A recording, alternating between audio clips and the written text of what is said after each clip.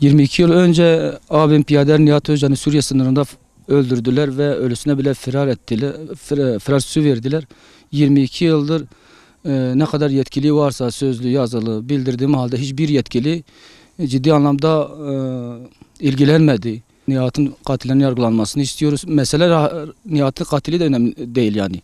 Mesele yıllardır diyoruz. Bu TSK içinde vatan haini komutanlar var. Kendi askerini öldürüp ölüsüne bile acımadan iftira atanlar var. Yani belki bazıları zannediyorlar ki Nihat'ın katili. Nihat'ın katilinden daha şiddetli, daha gaddar katil komutanlar var. Ki gün geldi bugün darbeyi yapabildiler. Yarın Allah bilir daha neler yapabilirler. Bunların önlemi yıllar önce alınmış olsaydı, eğer Nihat'ın katilleri yargılanıp cezalandırılsaydı, bugün hiçbir komutan, hiçbir vatan haini komutan darbe teşebbüsüne kalkışamazdı. Bir an önce Piyader Nihat Özcan'ı öldürüp ölüsüne firar iftirası atanların yargılanmasını istiyoruz. Ve Türk Ceza Kanunu 66. maddesi E fıkrasında diyor ki yurt dışında işlenmişse zaman aşımı uygulanamaz.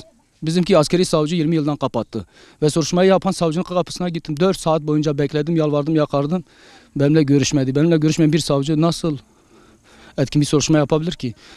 Daha ölmeden önce devlet etkileri gelsin onunla görüşsünler. O dönemde babam gittiği zaman bir asker babama yaklaşıyor. Bu Şükrü Teğmen 6 kez Nihat'ı bayıltana kadar vurmuş. Bu namazıyla Kur'an'ı bırakmazsa seni öldüreceğim. Hem de tezkere gününde. Ve aynı tezkere gününde onu öldürüp ölüsüne firar iftirası attılar. Yani tek biz bu acıyı çektik, başkaları çekmesin diye. Biz yıllardır çalmadığımız kapı kalmadı, gitmediğimiz yetkili kalmadı. Yani alttan üste kadar. Ama hiçbirisi ciddi anlamda ilgilenmediler. Yani ondan gıcık almıştı zaten, hala babam sağ sorabilirsiniz yani. O dönemin askeri demişti, Teğmen Şükrü ondan gıcık almıştı. O namazın yazından dolayı ve öldürüldüğü gece bile Nihat abdestliydi ve Kur'an-ı Kerim üzerindeydi. Ve arkadaşları şunu diyorlardı ki Nihat kesinlikle abdestsiz gezmez, Kur'ansız gezmez. Nöbetine gittiği zaman bile Kur'an-ı Kerim yanına götürdü ve öldürüldüğü gece bile abdestliydi. Kur'an-ı Kerim hala tutanaklarda var. Şahitler çıkmış, kimlerin öldürdüğünü rapor halinde Türkiye bildirdikleri halde yetkili kişiler o katiller hakkında etkin bir soruşturma yapmamış. Ve hatta şunu söyleyeyim, o katile yardım eden zat, kendisi albay rütbesinde, geçen sene ulaştım. Gözümün içine baka baka dedi ki bugün de olsa Nihat'ı sabaha kadar işkenceye alırım, lime lime doğrar kafasına sıkar oraya atarım. Ve senin gücün bize yetmez dedi bana.